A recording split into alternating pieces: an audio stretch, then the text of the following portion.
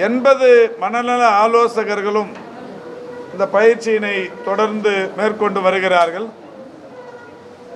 காலையிலிருந்து தொடங்கிய இந்த மனநல ஆலோசனைகளில் வாயிலாக இப்பொழுது வரை சற்றேறக்குறைய 600க்கும் மேற்பட்ட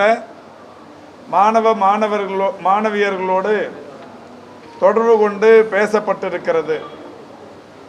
அதில் ஒரு 30% பேர் இணைப்பு கிடைக்கப்பெறாத நிலையில் இணைப்பு கிடைக்கப்பெற்ற 70% என்கின்ற வகையில் இன்றைக்கு அந்த மாணவர்களோடு தொடர்பு கொள்ளப்பட்டிருக்கிறது. அந்த மாணவர்களிடத்தில் நீட் தேர்வில் தேர்ச்சி பெற தவறி இருந்தாலும் அடுத்தடுத்த வாய்ப்புகள் இருக்கிறது. மீண்டும் இதே தேர்வை சந்திக்கும் நிலையும் இருக்கிறது. எனவே மனம் தளராமல் உங்களுடைய படிப்பை தொடர வேண்டும் என்று அறிவுறுத்தப்படுகிறது.